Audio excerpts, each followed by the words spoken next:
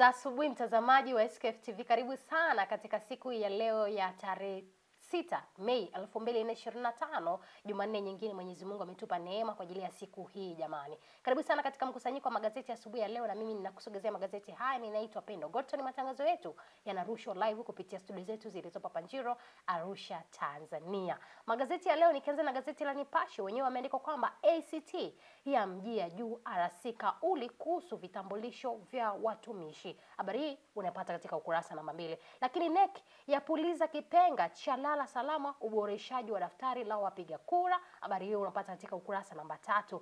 Neema ujenzi, fedha kwa ajili ya Wizara ya Ujenzi zimeongezeka kwa asilimia 28.87 kwa mwaka 2025-2026 kutoka shilingi trilioni 1.77 mwaka 2024-2025 hadi shilingi trilioni 2.28. Habari hii unapata katika ukurasa namba 20. Ukurasa namba 3. Lakini pia katika gazeti hili limeandika kwamba aliyeandika siku za Kitima zinahesabika atiwa mbaroni. Habari hii unapata katika ukurasa namba 2. Mkazi wa Mbezi Makonde, Dar es Salaam, Freddy mwenye umri wa miaka 51 anashikiliwa na jeshi la polisi kutokana na chapisho la vitisho dhidi ya katibu mkuu wa Baraza la Maaskofu wa Katoliki TEC Padri Charles Kitima aliyotoa kwenye mtandao wa kijamii siku chache kabla ya kushambuliwa na kujeruhiwa.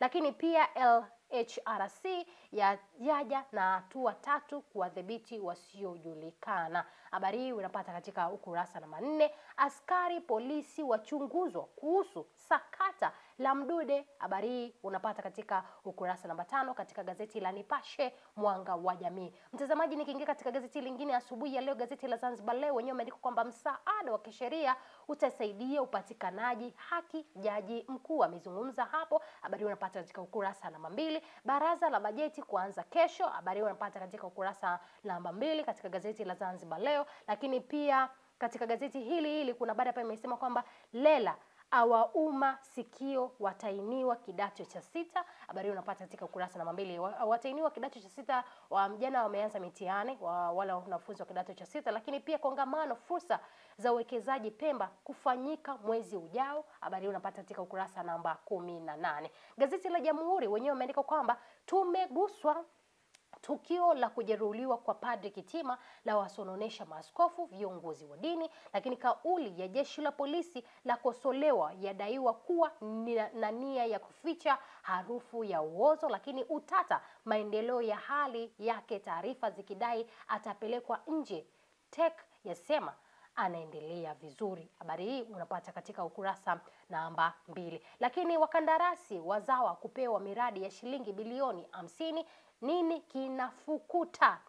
Wadai tembo uponzwa na meno yake, ukwasi waiponza. Waziri aishtaki mbele ya waziri mkuu, aapa kuivunja bodi yake. Habari hii unapata katika ukurasa namba 3. Lakini pia Padri Kitima Mdude tunakoelekea siko. Habari hii unapata katika ukurasa namba 7 katika gazeti hilo la Jamhuri. Gazeti la Majira wenyewe wameandika kwamba ujenzi ni bajeti ya kazi na utu 2025-2026. Waziri Ulega aahidi ujenzi zaidi.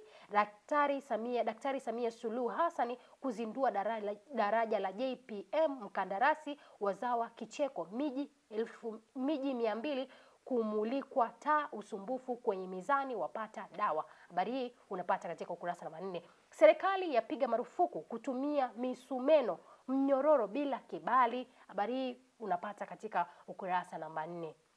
Lakini pia serikali yaitaka GBT kuhakikisha sheria zinafuatwa. Habari hii unapata katika ukurasa namba 5. Polisi ya mnasa anadaiwa kutoa vitisho kwa Padri Kitima. Habari hii unapata katika ukurasa namba 4 katika gazeti la Majira. Gazeti la Taifa Tanzania wenyewe wameandika kwamba bajeti Wizara ya Ujenzi kunufaisha makandarasi wazawa.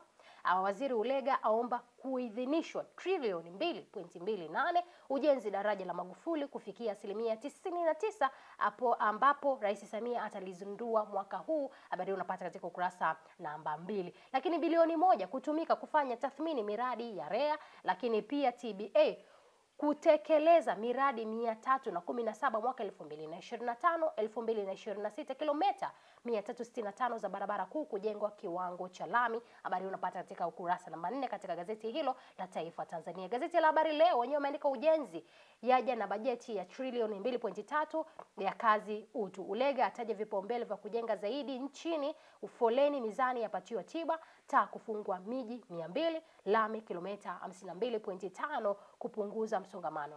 Lakini CCM hatuna ugomvi na Chadema. Habari hii unapata katika ukurasa namba 7. Ripoti Kariakoo ya baini wazawa kuuza taarifa kwa wageni. Habari hii unapata katika ukurasa namba 3. Bilioni 16 kuimarisha mazingira asilia Tanzania. Habari unapata katika ukurasa namba 4 katika gazeti hili la Habari Leo. Lakini pia katika gazeti lingine asubuhi leo, mtazamaji wa SQF TV, nikimalizia na gazeti la Uelekeo, wenyewe wameandika kwamba sherehe urithi wa dunia mwaka huu ni Serengeti.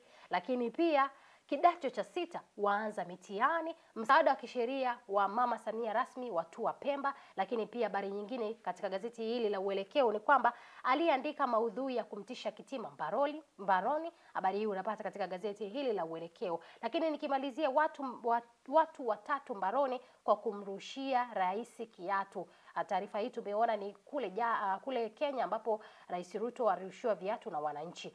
Gazeti hili la Uelekeo limeandikwa hivyo. Na mimi nikwambia sina la ziada katika magazeti ya asubuhi ya leo. Nimekusomea vichwa vya habari. Hakikisha tu unaenda kununua nakala yako kisha kapitia kwa undani zaidi kile ambacho kimeandikwa, mtazamaji. Nikushukuru sana kutenga muda wako wa thamani kusikiliza hata magazeti haya na kutazama.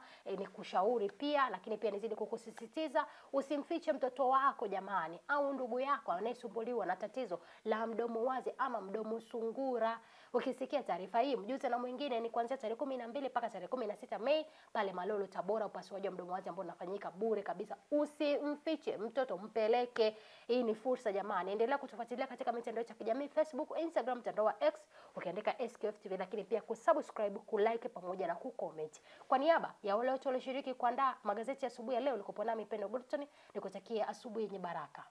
Kwa mara nyingine tena, The Theme Qualities Foundation kwa ushirikiano na hospitali ya Malolo Tabora wanakuletea upasuaji wa midomo wazi utakaofanyika bure kabisa. Ni kuanzia tarehe 12 hadi 16 Mei katika hospitali ya Malolo Tabora. Watoto wanaombwa kufikisha hospitalini hapo siku moja kabla ya kuanza kwa zoezi la upasuaji. Kwa mawasiliano zaidi, tupigie simu nambari 0753 108 944 au 0738 229 449 na 0717531312. The Same Qualities Foundation, hatua moja, tabasamu moja.